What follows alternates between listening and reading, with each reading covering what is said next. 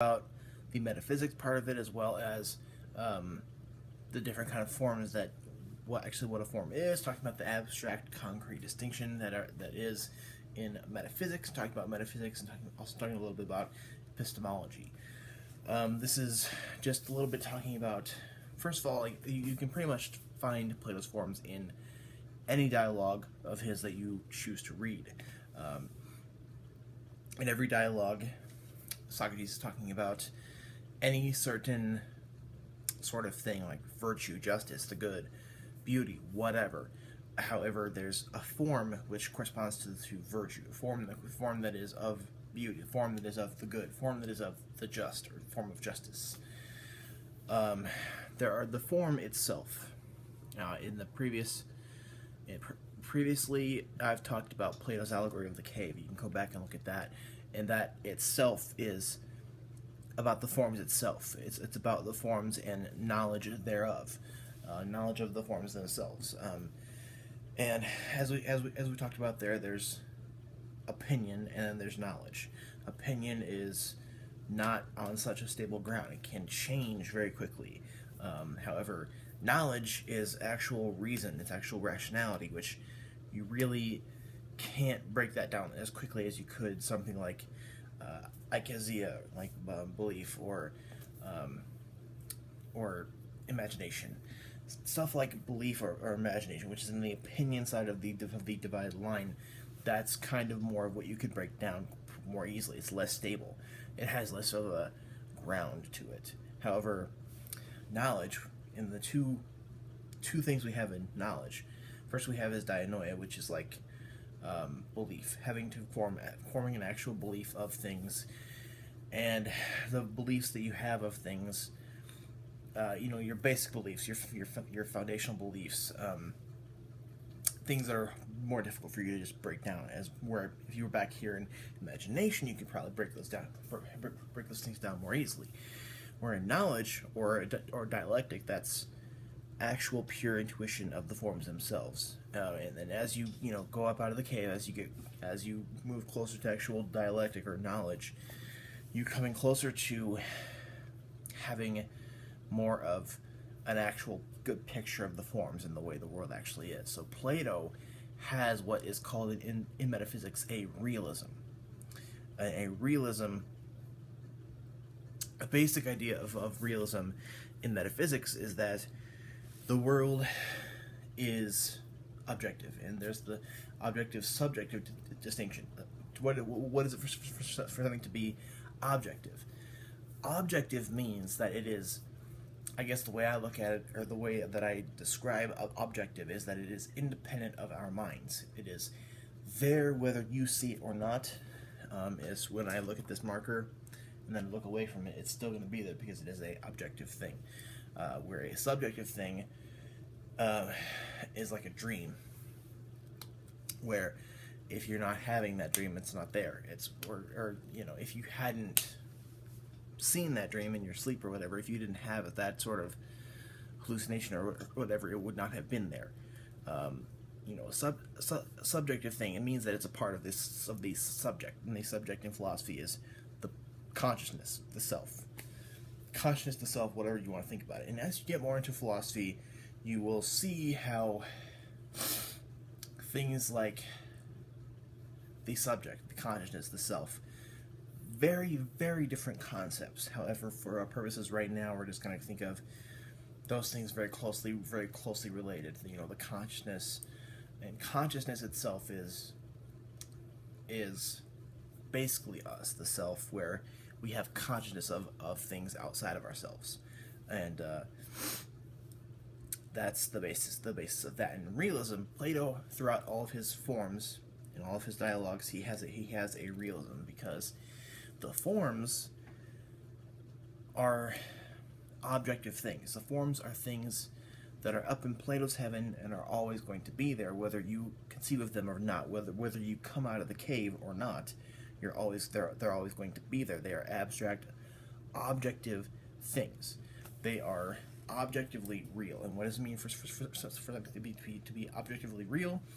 That means that it is outside of us, it's outside of the subject for one, and it's real entirely, objectively real. Now you could get philosophy dictionaries and stuff like that to kind of get more of a handle on those things. And again, there are many books that are very good for, learning introductory philosophy. And the one that I like is this one. The Great Conversation by Melchert. It's a historical intro to philosophy, and I think it's a great read for if you want to learn things from Plato to Descartes to where does this? You see where this book actually ends at. This book actually ends on Heidegger, so it gets pretty it gets pretty deep into more complex philosophy like Wittgenstein and Heidegger. Now those are kind of some philosophers which, until you've read people like Plato, Aristotle, Descartes, at least have a handle on modern philosophy, then it's probably not a good idea to even think about Wittgenstein or Heidegger. But that I think is a good book for our purposes here, to get a handle on what philosophy is and get a historical intro to it. And a historical intro to philosophy is to understand the ancients, as we did the pre-Socratics. We're doing Plato right now, all the way through modern philosophers and 19th century philosophers, and further from there. I'm going to do things a little bit differently. I probably won't talk about Heidegger proper here in this course. I do talk about Heidegger a lot on this channel, but I don't want to really talk about him a whole ton in this course per se, I guess. So back to Plato's forms. A form is an abstract entity, and we're going back to the concrete abstract distinction in metaphysics. And first of all, what is metaphysics? Metaphysics is a branch of philosophy, and Plato kind of dabbles and does. I don't want to say dabbles. He does great things in all of the branches: metaphysics, epistemology, language, aesthetics, philosophy of art or beauty.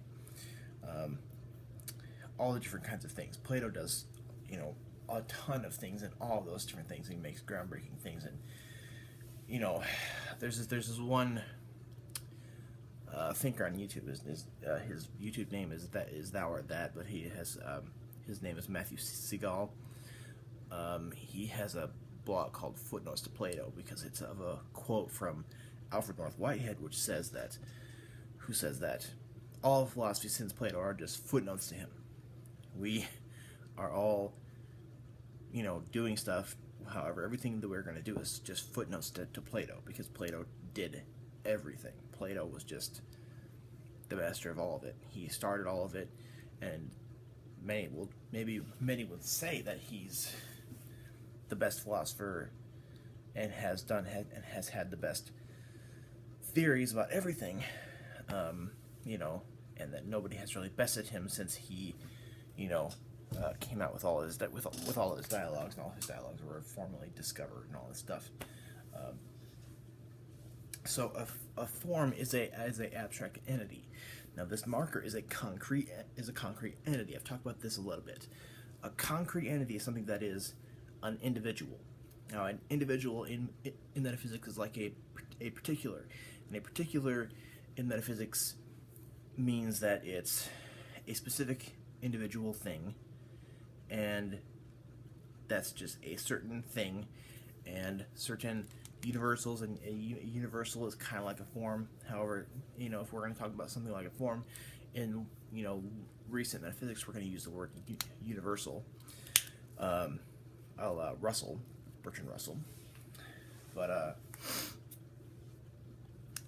there is the abstract entity is the color yellow. Now the color yellow is not just instantiated in this one marker. The color yellow is instantiated over an infinity amount of things. So when we look at this is not the only concrete thing. that has the color or property of yellow. And there is the abstract entity of yellow, because the abstract entity blankets over everything that has that thing in it. So there's the abstract entity of yellow. Everything yellow is the instantiation of the property or the entity of yellow. Such as, this also is yellow. There's yellow here, and that's part of this. These two things are yellow, and the property of yellow is instantiated in both of these things. So it's kind of a basic way of looking at it, and there are lots of different thinkers who explain that little distinction way better than me. But that's kind of the basic thing of it. Now, the forms for Plato are not just abstract entities. There are forms like the form of yellow, the form of the circle, or the form of the sphere, like geometric forms to colors, whatever. And then there's higher forms like the form of virtue, the form of beauty, the form of justice, the form of the good. Now, let me talk about a little bit about the form of the good, and I want to do another segment itself about the good itself. The good is something that we all, according to Plato's philosophy, we are all striving to move towards. And in the allegory of the cave, as you finally, for good, exit that cave, you are closest to the form of the good. And the closer you are to the form of the good, the more knowledge you have of the forms themselves, the more knowledge and intuition and rationality you have of everything. The form of the good blankets over all of the other forms. The form of the good is the highest form. So there's a hierarchy of forms going on here. And the form of the good is over all of them. And the closer you are to the good, the more you understand everything. And the forms are Plato's metaphysics of everything. Now, metaphysics is about the way things are in the world. The philosophers who do metaphysics discuss mostly the way things are. They talk about things like particulars and properties and universals and forms and tropes and all these different kinds of things, different ways of talking about the way things are. Now, metaphysicians, Leibniz, like modern philosophers, or people according to Kant, who talk about things like God, the soul, and the world. They claim that even doing philosophy of mind is doing things that we can't really even conceive of. Many empiricists try to think about things as we only talk about what we can conceive of. An empiricist would be pretty much against Plato, because we can't really conceive of a form of the good according to them. But I'm kind of blabbering and getting more into different things. It's because I find it difficult to talk about just the forms themselves, but I hope I'm kind of trying to get a little bit more of a handle on this. The forms, no matter what dialogue you read, there's going to be a form, most likely a few different forms, which will be gone over, that you will discuss. And many times Socrates will ask a question like, what does it mean to be just? And he will pretty much destroy any person's idea of what the just is, or what justice is. And that's why they call him a sycophant, because people have ideas of what things are in their mind, and Socrates will just come along and annihilate those ideas, and they will have nothing as their foundation of what they believe. So that's kind of a little bit. I guess maybe for this course I should have read something from dialogues besides the part of what I read in the.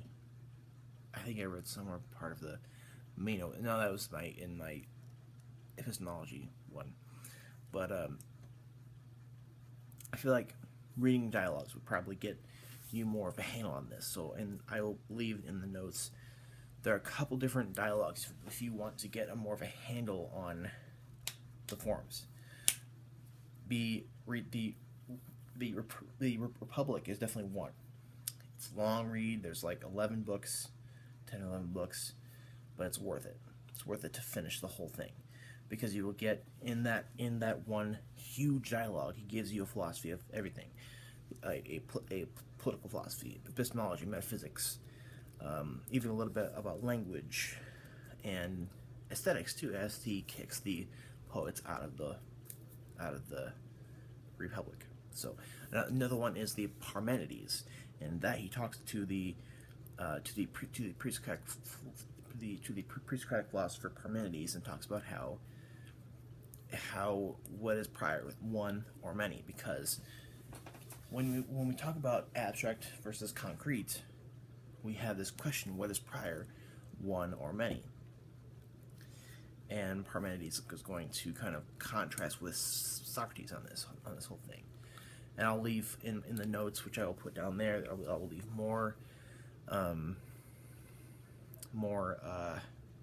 things to read if you want to learn more about the forms. And if you're watching this and you want a more of a handle on something, and I haven't done very well, if you think I haven't done very well, if you think I should have improved something, or if I fudged something, comment below, let me know, and I will definitely do another segment on something. I will on any one comment, I will do another segment in this course on any one thing that you want more on. So on the next segment, I will be talking about the form of the good finally, and we'll be talking a little bit more in depth about that. So